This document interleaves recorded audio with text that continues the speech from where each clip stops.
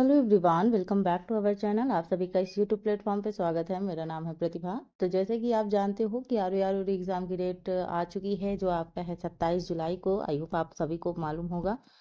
लेकिन अब ये 27 जुलाई आपको लग रहा होगा काफ़ी समय बचा है, आराम से तैयारी हो जाएगी। बट जब भी हम ऐसे पेपर की तैयारी करते हैं जहाँ डिफ़िकल्टीज लेवल हाई रहता है, वहाँ हमें थोड़ा सा पहले से प्रिपरेशन स्टार्ट कर देनी चाहिए, क्योंकि इसका सिलेबस भी बड़ा है एंड देन रिवीजन भी करना है, प्रैक्टिस भी करना है। सो ये सारी चीज़ें करने में आपको 4 महीने 3 महीने कैसे निकल जाएंगे आपको पता भी नहीं चलेगा। एंड अगर हम बात करें, यहाँ हम लगातार प्रीवियस ईयर क्वेश्चंस लेके आ रहे हैं, जहाँ पे केवल हम क्वेश्चन आंसर सॉल्व नहीं कर रहे हैं, उसके साथ उनकी एक्सप्लेनेशन भी देख रहे हैं व्याख्या के साथ, ताकि हमारे एक क्वेश्चन से अदर क्वेश्चंस भी रेडी हो जाएं। अगर आप चाहते हैं कि आर एग्ज़ाम तक मैं आपकी तैयारी लगातार कंटिन्यू रखूं प्रैक्टिस के माध्यम से, हम यहाँ 140 क्वेश्चन इसके करने वाले हैं, और जो हिंदी के होंगे वो 60 क्वेश्चन करेंगे। तो ये लगातार चलेगा जब तक आपका एग्ज़ाम नहीं हो जाता, तब तक ये प्रैक्टिस सेशन लगातार चलती रहेगी। तो आप हमारे चैनल से ज्वाइन हो जाइए, आपको ज़रूर हेल्प मिलेगी। ठीक है, तो चलिए स्टार्ट करते हैं। आज हम करने वाले हैं 2017 का पेपर। अभी तक हमने 2021 का किया है, तो ये मत समझिएगा कि 2017 है तो इतने पहले का क्यों करवा रही हैं मैम। लेकिन यहाँ से आपके इतने सारे क्वेश्चन तैयार हो जाएंगे कि आपको पता चलेगा कि जैसे आपने तैयारी की है उससे थोड़ा सा आपको मालूम भी होगा कि यस, मेरी तैयारी किस लेवल की चल रही है और आपको कितनी मेहनत करने की ज़रूरत है। प्रीवियस ईयर क्वेश्चन से ये थोड़ा सा हमें मालूम चल जाता है। तो हम कर रहे हैं जर्नल स्टडीज़ यानी सामान्य अध्ययन। तो आज के कुछ इंपॉर्टेंट क्वेश्चन होंगे एंड जो क्वेश्चन और होंगे उसको हम अगले पार्ट में करेंगे। ठीक है, ऐसे डिवाइड करते करते हम धीरे धीरे कंटिन्यू प्रैक्टिस करते रहेंगे। तो हिंदी के भी जो 60 क्वेश्चन हैं उनको भी मैंने कराया है। अगर आपने पिछली वीडियो नहीं देखी है तो प्लीज़ देखिएगा उस हिंदी। अगर उतनी ही हिंदी आपने देख ली और उनके थोड़ा सा शॉर्ट्स नोट्स बना लिए, जो पर्यायवाची हैं, विलोम शब्द वगैरह हैं, अगर उनके शॉर्ट्स नोट्स बना लिए तो आपको इतने ही में आपका आराम से प्रीलिम्स क्वालिफाई हो जाएगा। ठीक है, तो चलिए स्टार्ट करते हैं आज का पहला क्वेश्चन। थोड़ा सा जूम कर देती हूँ ताकि आपको क्लियर दिखे। हाँ जी। पहला क्वेश्चन आप सभी के बीच में है। निम्नलिखित में से किस शासक ने विक्रमशिला विश्वविद्यालय की स्थापना की है?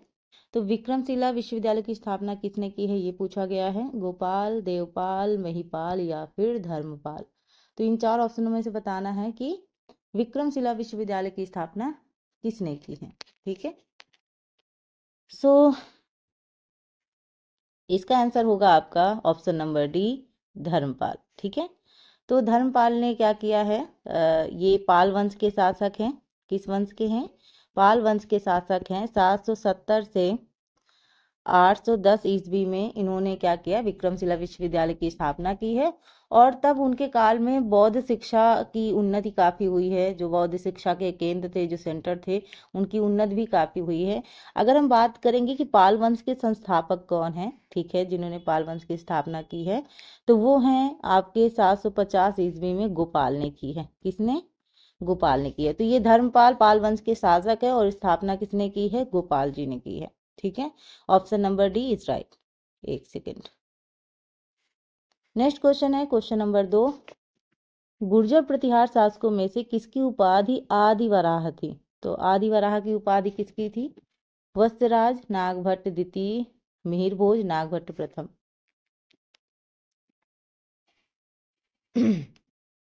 तो गुर्जर प्रतिहार शासकों में किसकी उपाधि आदि वराह थी? तो इसका जो राइट आंसर है वो है आपका ऑप्शन नंबर सी, मिहिर भोज। ऑप्शन नंबर सी क्या है? एक सेकेंड भाई, नई नई चीज़ ट्राई कर रहे हैं हम ना, तो नई नई चीज़ करने में हाँ जी, मिहिर भोज है इनका आंसर। तो गुर्जर प्रतिहार शासक मिहिर भोज विष्णु के उपासक हैं, याद रखिएगा। और इसी के सम्मान में उनको किसकी उपाधि मिली है? आदिवराह की। किसकी? आदिवराह की उपाधि मिली है। और अगर हम बात करें यहाँ पे, तो 730 से लेकर 756 ईस्वी में, ये अगर हम बात करें तो प्रतिहार वंश का सबसे पावरफुल शासक रहा है। और इसने अपनी राजधानी कहाँ बनाई? कन्नौज। इन्होंने अपनी राजधानी कहाँ बनाई? कन्नौज बनाई। और अगर हम बात करें मालवा का शासक जो नागभट्ट प्रथम है, उन्होंने 725 में कब? 725 ईस्वी में गुर्जर प्रतिहार वंश की क्या की थी? स्थापना की थी। तो स्थापना किसने की थी? नागभट्ट प्रथम ने। ठीक है। और आदि वराह की उपाधि किसे मिली? मिहिर भोज को, जो किसके उपासक थे? विष्णु के उपासक थे। तो option number C is right. Next question है, बिहार के किस जिले ने 100 घंटे में $11,244 निर्माण करके रिकॉर्ड स्थापित किया? सिवान, गोपालगंज, छपरा और मुजफ्फरपुर। तो ये करंट से रिलेटेड है, तो इसका केवल आंसर जानते हैं क्योंकि करंट तो आपको न्यू ही पढ़नी है। तो इसका जो राइट आंसर है वो है गोपाल। ठीक है। आपको क्वालिफाई करना है तो आपको करंट ज़रूर पढ़ना पड़ेगा, क्योंकि अगर आपने करंट नहीं पढ़ा, केवल आप ऐसे ही पढ़ लिए, तो फिर बहुत मुश्किल है। क्योंकि सब कुछ पढ़ लेने के बाद अगर करंट नहीं पढ़ा तो करंट में भी क्वेश्चन काफ़ी अच्छे आते हैं, तो करंट से अपडेट रहना चाहिए। क्वेश्चन नंबर 4 है, निम्नलिखित में से कौन सा युग्म सही सुमेलित नहीं है? जब नहीं आए तो कान खड़े हो जाने चाहिए, आँख बड़ी हो जानी चाहिए, क्योंकि ऐसे क्वेश्चन बहुत गलत होते हैं, ये हमने अक्सर देखा है। क्योंकि नहीं वाले हम अक्सर देखते नहीं हैं और वही नहीं में सही कर डालते हैं। सो इसको थोड़ा सा अगर आप हाईलाइट कर देंगे तो ज़्यादा बेटर रहेगा। तो एक तरफ दिया हुआ है अभिलेख और एक तरफ दिया हुआ है शासक, और आपको बताना है इनमें से कौन सा सही सुमेलित नहीं है। तो ये 4 ऑप्शन है आपके सभी के बीच। एक तो है आपका नासिक, दूसरा है हाथी गुम्फा अभिलेख, तीसरा है भीतरी, और चौथा है गिरनार। देखो इंग्लिश में थोड़ा बहुत प्रॉब्लम हो सकती है क्योंकि मैंने ट्रांसलेट किया है, तो अगर कहीं पे भी हिंदी में प्रॉब्लम नहीं होगी उसकी यकीन मानिएगा, लेकिन अगर इंग्लिश में स्पेलिंग में या कहीं कुछ दिक्कत हो तो करेक्ट कर लीजिएगा जिसको आता है, क्योंकि मुझे पता है दोनों लैंग्वेज के लोग होते हैं, तो एक लैंग्वेज में थोड़ा सा समझना ईजी नहीं होता, इसलिए मैंने किया है। बाकी इंग्लिश में आपको त्रुटि मिल सकती है, वो मैं पहले ही बता देती हूँ। ठीक है, क्योंकि थोड़ा सा इंग्लिश में वीक, बहुत ज़्यादा नहीं बट थोड़ा सा। सो इनमें से आपको बताना है कौन सा मिलान सही सुमेलित नहीं है। ठीक है, ये आपके सामने हो गया। अब आपको बताना है।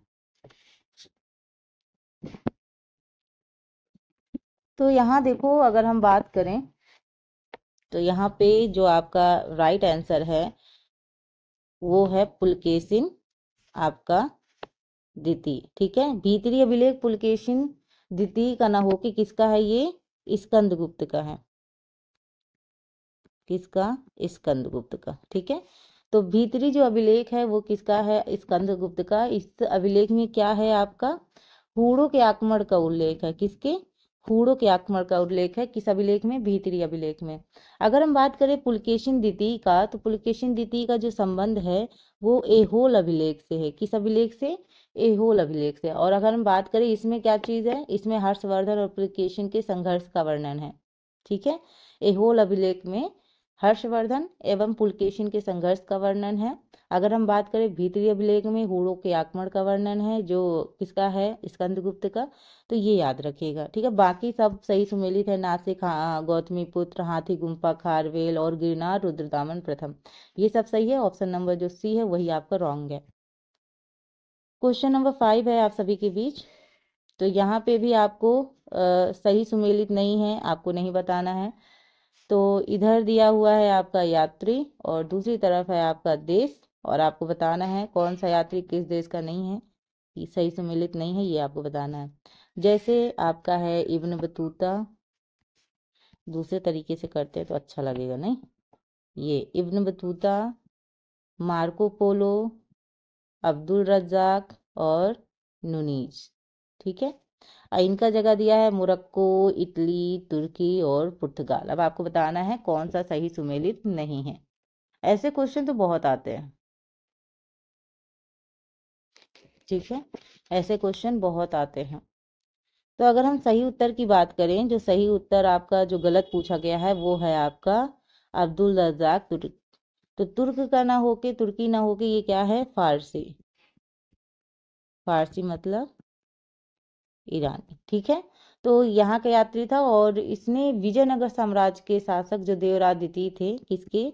विजयनगर साम्राज्य के जो शासक थे देवराय सेकेंड, तो इनके समय में विजयनगर साम्राज्य की इन्होंने क्या की थी?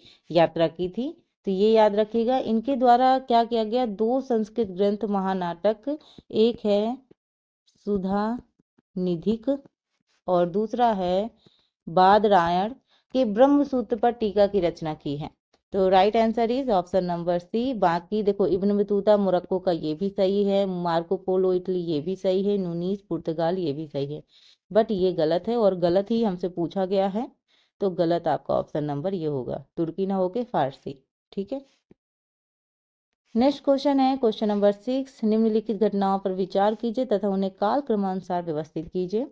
तो मोहम्मद तुगलक द्वारा राजधानी का स्थानांतरण, अफगान षड्यंत्र। अगर आपको इसकी डेट वगैरह पता है तो आप आराम से लगा सकते हैं, और डेट वाइज क्वेश्चन ज़्यादा पूछे जाते हैं। आपने जैसे अभी पीसीएस का एग्जाम देखा होगा, तो उसमें आपने देखा होगा कि कितनी सारी डेट्स पूछ गई थी, और मुझे लग रहा है बहुत ज़्यादा डिफिकल्ट पेपर था। अगर हम करें तो बहुत ज़्यादा जिन्होंने डीप अध्ययन किया है वही उस एग्ज़ाम को क्रैक भी कर सकते हैं, प्री को। बेसिकली देखो, ये जो मिलान वाले क्वेश्चन आते हैं ना, इनमें थोड़ा सा एक दो पता होता है तो भी हम सही लगा लेते हैं, लेकिन लास्ट तक आप अगर आप चेक करते रहिए तब जाके सही होता है। तो पीसीएस का इस बार का तो एग्जाम काफ़ी टफ था। नेक्स्ट है जलालुद्दीन खिलजी की हत्या और तराइन का द्वितीय युद्ध। एक तो मुझे पता है कि इन चार ऑप्शनों में से एक ऑप्शन ऐसा है जो आप आराम से लगा सकते हैं, बाकी और लग जाएगा। बताइए, अगर हम बात करें यहाँ पे तराइन का द्वितीय युद्ध, तो ये हुआ था 1192, और प्रथम कब हुआ था? 1191 में। किसके बीच हुआ था? पृथ्वीराज चौहान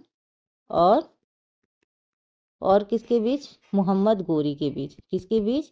गोरी के बीच हुआ था। तो जो 1191 में हुआ था उसमें तो पृथ्वीराज चौहान जीत गए थे, लेकिन जो 1192 में यानी तराइन का जो द्वितीय युद्ध हुआ था, इसमें पृथ्वीराज चौहान की क्या हो गई थी? हार हो गई थी, और जो गोरी थे वो जीत गए थे।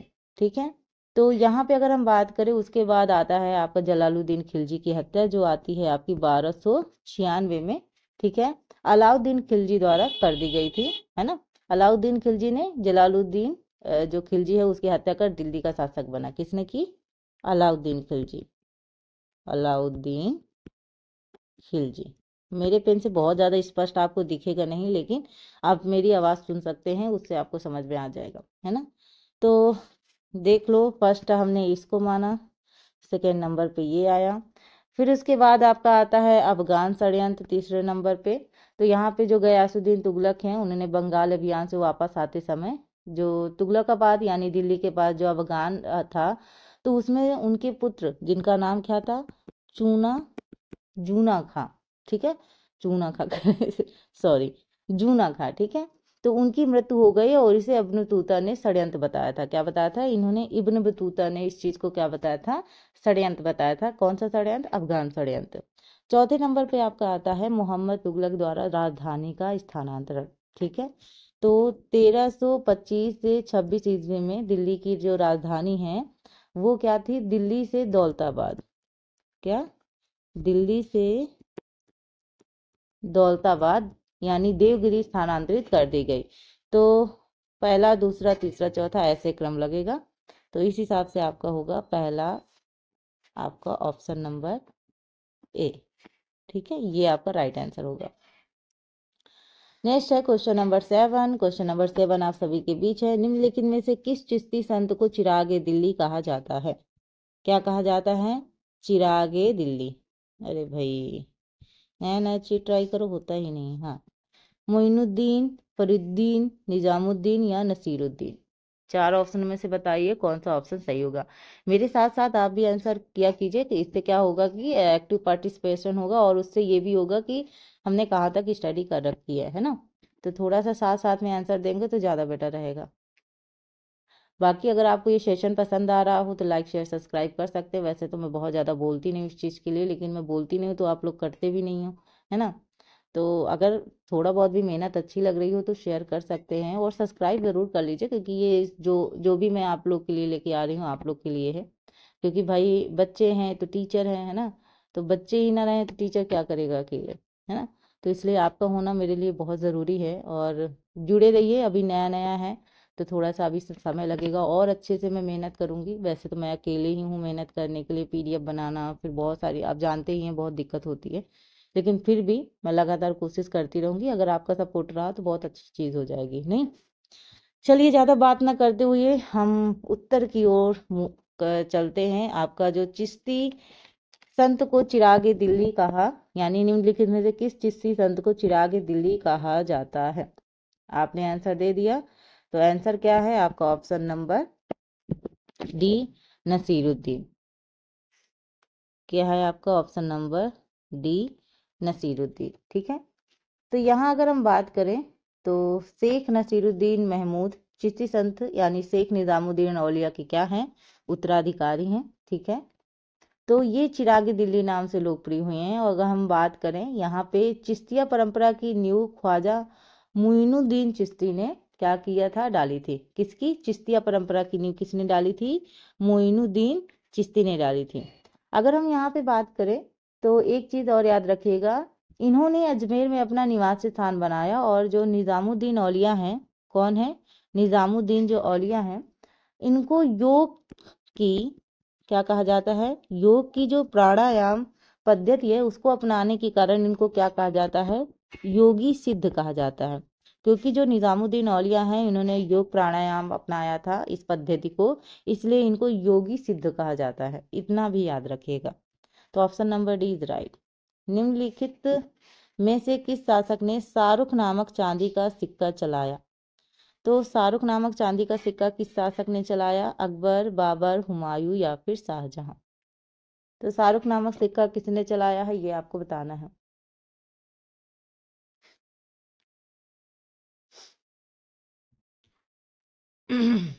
Question number 8।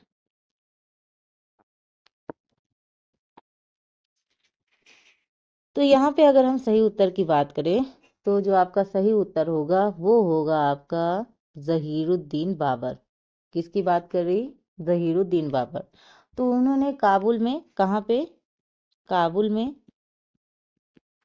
शाहरुख नामक सिक्का चलाया। और अगर हम बात करें कंधार में, तो कंधार में उन्होंने बाबरी बाबरी नामक चांदी का सिक्का चलाया। तो शाहरुख नामक चांदी का सिक्का काबुल में चलाया और कंधार में बाबरी नामक चांदी का सिक्का चलाया। ठीक है, और अगर हम बात करें यहाँ पे शाहरुख सिक्के की, तो शाहरुख सिक्का उनके पूर्वज और बाबरी सिक्का स्वयं बाबर के नाम से था। तो ये शाहरुख सिक्का उनके पूर्वज, ठीक है, और जो बाबरी था वो उनके नाम पे था। इतना याद रखिएगा। अगर हम बात करें यहाँ पे तो शाहजहां ने, किसकी बात करें? शाहजहां ऑलरेडी लिखा है। तो शाहजहां ने आना आना नामक छोटे मूल्य का चांदी का सिक्का चलाया था। तो ये भी याद रखिएगा कि शाहजहां ने आना नामक छोटे चांदी के सिक्के को चलाया था। ठीक है, बाकी शाहरुख काबुल में और कंधार में बाबरी सिक्का बाबर ने चलाया था।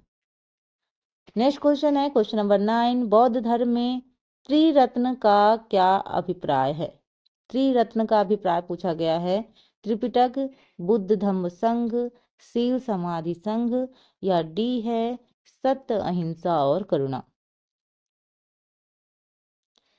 तो यहाँ आप देखिए क्वेश्चन नंबर 9 का आंसर क्या होगा। अगर हम बात करें यहाँ पे त्रिरत्न की, तो त्रिरत्न है जिसका अभिप्राय क्या है? बुद्ध धम्म संघ। क्या अभिप्राय है? बुद्ध धम्म और संघ। अगर हम बात करें बौद्ध धर्म के अनुसार इस सृष्टि में विभिन्न चक्रों से विभाजित है, मतलब विभिन्न चक्रों में विभाजन हुआ है इनका। और इनमें से जो बुद्ध चक्र है वो दूसरा और शून्य चक्र होता है। यानी एक बुद्ध चक्र होता है और दूसरा कौन सा चक्र होता है? शून्य होता है। और हम किस चक्र में रहते हैं? बुद्ध चक्र में रहते हैं। तो ये थोड़ा सा कॉम्प्लिकेटेड है, लेकिन बस इतना याद रखिएगा। यहाँ पे अगर हम त्रिपिटक की बात करें तो त्रिपिटक में आता है एक सुत्त पिटक, और एक आता है विनय पिटक, और दूसरा लास्ट है अभिधम्म पिटक। तो ये 3 पिटक है, इनको भी याद रखिएगा, है ना। अगर हम बौद्ध धर्म में 10 सील की बात करेंगे, कितने सील हैं? 10 सील हैं। तो 10 सील में जिसमें से शामिल है आपका सत्य, अहिंसा, और आपका आस्ते, आस्ते मतलब चोरी ना करना, और लास्ट है आपका ब्रह्मचर्य। ठीक है, तो ये भी याद रखिएगा। आपका वैसे तो राइट आंसर है आपका option number B, Buddha Dhamma संघ। नेक्स्ट क्वेश्चन है, इसमें सूची दी गई है, सही उत्तर चुनिए। ठीक है, सूची फर्स्ट, सूची सेकेंड। एक तरफ है रणथंभौर, चित्तौड़, देवगिरी और गुजरात। इधर दिया है शासक के नाम कर्णदेव, राजा राय, रामचंद्र, हमीरदेव और राणा रतन सिंह। और इधर दिया हुआ है आपका कूट। ठीक है, पहले मिलान कर लीजिए फिर कूट की ओर बढ़ते हैं।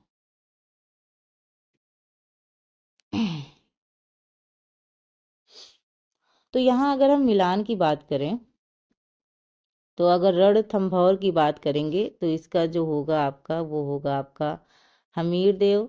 चित्तौड़ की बात करेंगे जो चित्तौड़ के होंगे राणा रतन सिंह।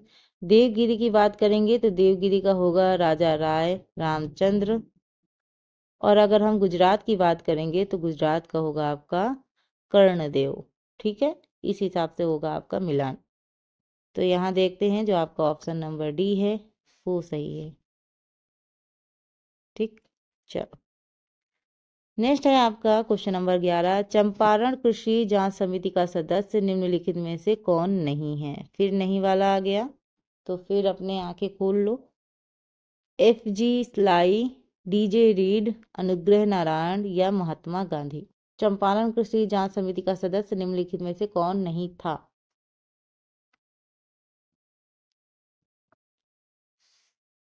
अगर हम यहाँ राइट आंसर की बात करें तो ऑप्शन नंबर जो ए है वो आपका सही उत्तर है, यानी FG स्लाई आपके चंपारण कृषि जांच समिति के सदस्य नहीं थे। तो जो महात्मा गांधी हैं उन्होंने 1917 के चंपारण सत्याग्रह के दौरान चंपारण एग्रेरियम समिति का गठन किया था। और उनके जो अध्यक्ष थे वो क्या थे? FG स्लाई थे। इनके अध्यक्ष कौन थे? FG स्लाई, जो मैंने इनकी बात की थी, है ना। और जबकि हम अन्य सदस्यों में बात करें तो आपके महात्मा गांधी है, LC अदामी हैं, राजा हरिहर प्रसाद हैं, है ना, कृत आनंद सिंह हैं, DJ रीड हैं, ये भी शामिल हैं। और अगर हम बात करें तो G रैनी भी शामिल हैं। तो इतने लोग शामिल हैं। और इस समिति में 3 कठिया प्रथा यानी नील और कोई अन्य फसल उपजाने हेतु इन चीज को समाप्त करने की अनुशंसा भी की थी। तो यानी जो 3 कठिया प्रणाली थी इसको समाप्त करने की अनुशंसा भी की गई थी। ठीक है, उस समिति के द्वारा जो महात्मा गांधी ने बनाई थी। ऑप्शन नंबर जो ए है वो आपका राइट आंसर है। क्वेश्चन नंबर 12 है, निम्नलिखित घटनाओं पर विचार कीजिए। गांधी इरविन समझौता, सांप्रदायिक पंचायत निर्णय, द्वितीय गोलमेज सम्मेलन और डी है आपका नेहरू रिपोर्ट।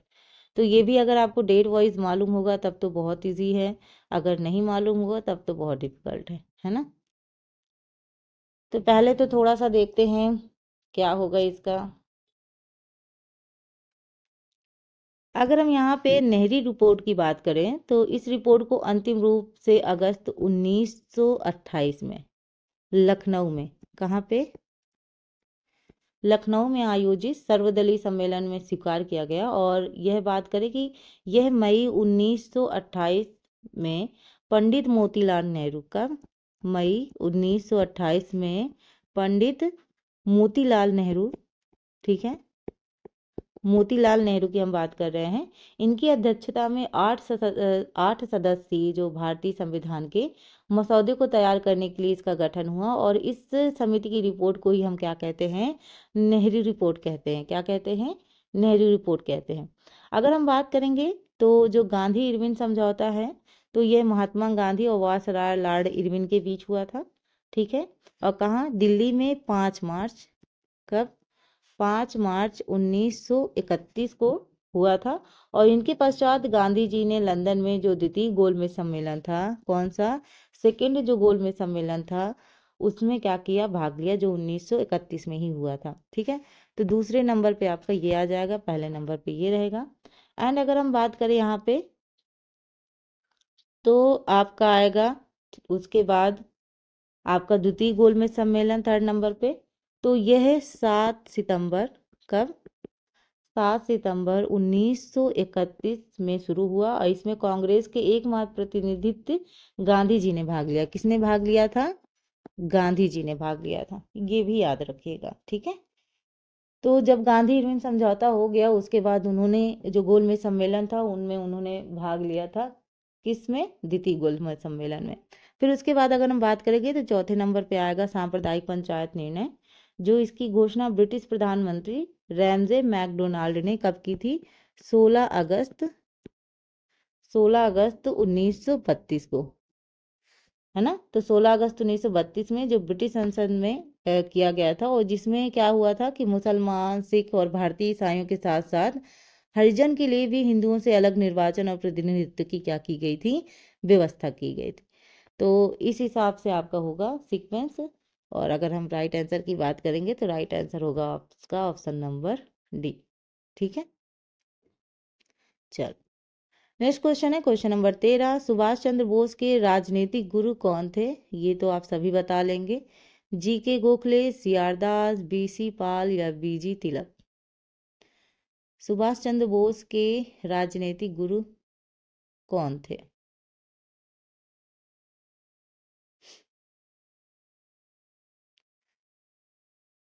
तो अगर हम यहाँ पे बात करेंगे सही उत्तर की, तो इसका जो सही उत्तर होगा वो होगा आपका option number B, C R Das. C R Das मतलब मैं किसकी बात कर रही हूँ? चित्तरंजन दास। सी आर दास मतलब चित्तरंजन दास ने, जो चित्तरंजन दास थे वो सुभाष चंद्र के क्या थे? राजनीतिक गुरु थे। और सुभाष चंद्र बोस वर्ष 1938 के कांग्रेस के हरिपुरा अधिवेशन में अध्यक्ष भी रहे थे। तो याद रखिएगा कौन से हरिपुरा अधिवेशन में ये अध्यक्ष रहे थे। अगर हम बात करें उसके बाद उन्होंने कांग्रेस से त्यागपत्र देकर 1939 में फॉरवर्ड, कौन सी? फॉरवर्ड ब्लॉक के नाम से एक संगठन की स्थापना भी की थी। और गोपाल कृष्ण गोखले किसके राजनीतिक गुरु थे? ये थे महात्मा गांधी के। तो गोपाल कृष्ण गोखले महात्मा गांधी के राजनीतिक गुरु थे, और चित्तरंजन दास यानी सी आर दास जो सुभाष चंद्र के राजनीतिक गुरु थे। तो याद रखिएगा 1938 में कांग्रेस के हरिपुरा अधिवेशन में ये अध्यक्ष रहे थे, और फिर उन्होंने उससे त्याग पत्र दे दिया। 1939 में फॉरवर्ड ब्लॉक की का उन्होंने गठन किया, ये याद रखिएगा। अब नीचे दो सूचियां दी हुई हैं, इनको कूट से सही चुनिए। ठीक है, इधर कूट दिया है, पहले देखते हैं क्वेश्चन को। तो एक तरफ दिया है आपका अहोम, कोल, संथाल और मोपला, उनका ईयर आपको मैच करना है। ठीक है,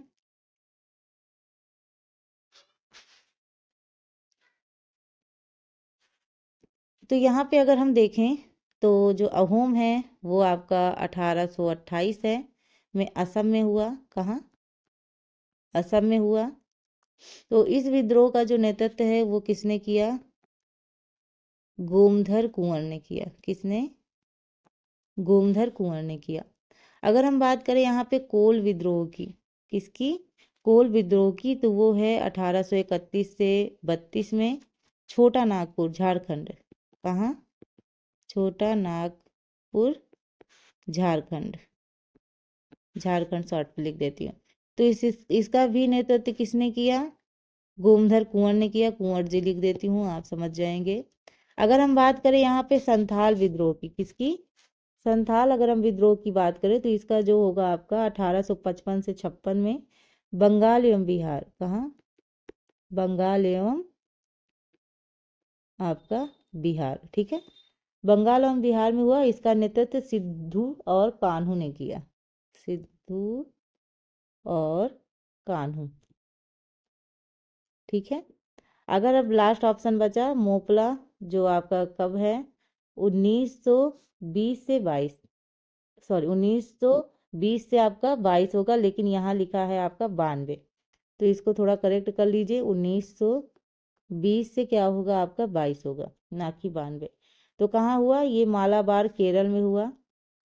ठीक है, और अगर हम बात करें इस विद्रोह के जो नेता हैं वो अली मुसलियार थे।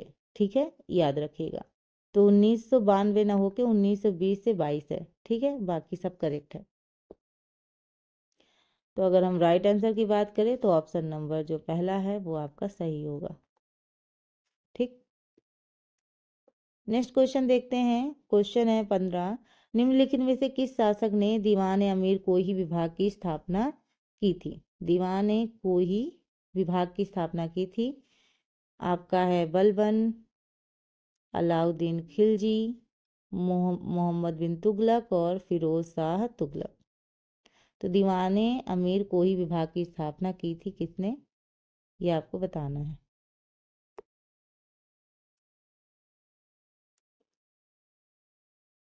ठीक है,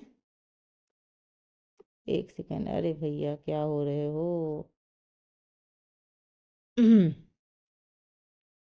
तो 1 सेकेंड, थोड़ा सा देखते हैं इसका उत्तर क्या होगा। तो अगर हम इसके राइट आंसर की बात करें तो इसका जो सही उत्तर होगा वो होगा मोहम्मद बिन तुगलक। क्या होगा? मोहम्मद बिन तुगलक। तो तुगलक वंश के जो शासक हैं मोहम्मद बिन तुगलक 1325 से 51 में, उन्होंने कृषि की उन्नति के लिए एक नवीन विभाग क्या है, दीवान अमीर को ही नामक जो विभाग है उसको मतलब बनाया। तो अगर हम यहाँ पे बात करें तो इसके लिए जो उन्होंने सर्वप्रथम जब अकाल हुआ था, अकाल मतलब जैसे मतलब भुखमरी की स्थिति हो जाती है, तो उसमें लोगों के लिए अकाल संहिता तैयार करवाई। इसके अतिरिक्त उन्होंने सिंचाई के लिए सैकड़ों कुएं खुदवाए और अकालग्रस्त कृषकों को कृषि ऋण ये प्रदान किया, ये सारे काम किए, है ना।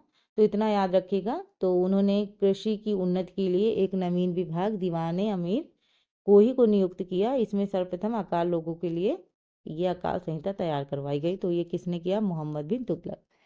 तो आज के क्वेश्चन तो काफ़ी कम है मुझे पता है, लेकिन नेक्स्ट टाइम से मैं कोशिश करूँगी कि आपको और भी क्वेश्चंस लेके आऊँ, और कोशिश करूँगी कि जितने क्वेश्चन आ सकते हैं, क्योंकि थोड़ा सा वीडियो लंबी हो जाती है तो मुझे लगा समझाने में काफ़ी समय जाएगा। तो इसलिए आपका भी थोड़ा सा रहे कि उतनी चीज़ें आप एक टाइम पे अपने माइंड पे रखें, ताकि वो आपको अंदर आपके जहन तक जा सके। क्योंकि होता है ना, एक साथ हम बहुत ज़्यादा पढ़ लेते हैं ना तो कुछ चीज़ें दिमाग से निकल जाती हैं। तो इसलिए हम थोड़ा थोड़ा करके पढ़ेंगे ताकि दिमाग में वो चीज़ें रहें, है ना। और एक टाइम ऐसा होगा कि हम लोग सारी चीज़ें फिर एक बार कंटिन्यूअस रिवाइज कर लेंगे तो वो महामैराथन की तरह हो जाएगी। बाकी अभी जो हम पढ़ रहे हैं तो आपके लिए कंटिन्यूअस हिंदी की भी एंड समान अध्ययन की भी लगातार क्लासेस आएंगी। हो सकता है 1-2 दिन बीच का गाइपिंग हो जाए, क्योंकि वीडियो बनाने में और अगर हम बात करें यहाँ पे पीडीएफ वगैरह बनाने में थोड़ा सा समय लग जाता है। तो इसलिए आप एडजस्ट कीजिएगा। बाकी आप जितने समय तक मैं वीडियो नहीं लेके आऊँगी तो आप उतने टाइम तक रिवीजन कर लीजिएगा, वो आपके लिए ज़्यादा बेटर रहेगा ना, राइट। तो अगर आपको मेरी मेहनत पसंद आई हो और ये जो मटेरियल है वो आपको अच्छा लगा हो तो मेरे चैनल को लाइक करें, सब्सक्राइब करें, शेयर करें और कमेंट ज़रूर किया कीजिए। कमेंट मुझे मोटिवेट करता है ताकि मैं और बेहतर कर सकूं। तो मिलते हैं अपने नेक्स्ट क्लास में, तब तक के लिए अपना ख्याल रखिए, अपने माता पिता का ख्याल रखिए। Thank you for watching, thank you so much.